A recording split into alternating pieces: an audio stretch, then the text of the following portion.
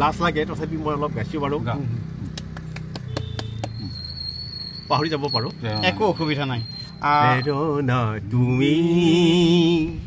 নিদিলেও হ'ব নোপোৱা বেদনাই অভিমানে মোক খুৱাব প্ৰেৰণা তুমি নিদিলেও হ'ব নোপোৱা বেদনাই অভিমানে মোক খুৱাব চাইটোকে গালোঁ তো বহুত বহুত ধন্যবাদ চাওকচোন দাদাৰ ইমানখিনি প্ৰতিভা লুকাই আছে আৰু আমি আজি দাদাৰ পৰা ইমানখিনি কথা জানিব পাৰিলোঁ ৰঙালী বিহুৰ বহুত বহুত শুভেচ্ছা জ্ঞাপন কৰিছোঁ অনাগত দিনবোৰত বিহুৰ এই ৰঙালীৰ ৰঙে সকলোৰে মনবোৰ ৰঙিয়াল কৰি তোলে তাৰ কাৰণে মই মোৰ ফালৰ পৰা আন্তৰিক শুভকামনা জনাইছোঁ আৰু অনাগত দিনবোৰত আমাৰ বিহুৰ লগত জড়িত যিবিলাক অনুষ্ঠান প্ৰতিষ্ঠান বা যিবিলাক আমাৰ অনুষ্ঠান হ'ব এই গোটেইখিনি অনুষ্ঠানবিলাক যাতে সাফল্যমণ্ডিত কৰি তুলিব পাৰে আমাৰ উদযাপন সমিতিবিলাকে তাৰে এটা শুভকামনা আগতীয়াকৈ জনাইছোঁ আৰু আমাৰ টংলাৰ ফালৰ পৰা আমাৰ এখেত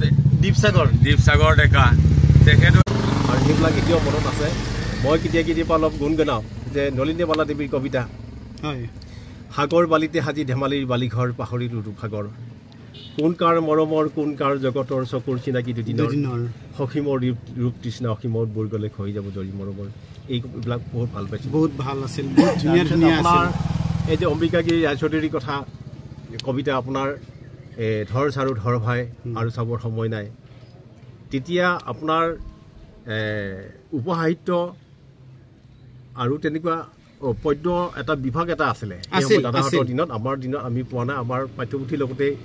সংযোজন কৰি দিলে তেওঁলোকৰ সুকীয়াকৈ আছিলে এই সুকীয়া কৈ থকা সেই পুথিখন মই পঢ়িছোঁ হয় হয় গতিকে তেনেকৈ অলপ গীত ভাল পোৱা কবিতা ভাল পোৱা হৈ থাকিলোঁ হয় হয় তেনেকৈ আচলতে অকণমান এতিয়াও দুৰ্বলতা আছে গানৰ প্ৰতি দুৰ্বলতা আছে কবিতাৰ প্ৰতি দুৰ্বলতা আছে আৰু তোমাৰ প্ৰভুই মহিমায় অপাৰ প্ৰথম পুষ্পৰ নাম ইন্দ্ৰিয় দমন প্ৰথম পুষ্পৰ নাম ইন্দ্ৰিয় দমন দ্বিতীয় পুষ্পৰ নাম হিংসা নিবাৰণ নুবুজো তোমাৰ প্ৰভুই মহিমায় অপাৰ গতিকে আমি সঁচাই প্ৰভুৰ মহিমা বুজি নাপাওঁ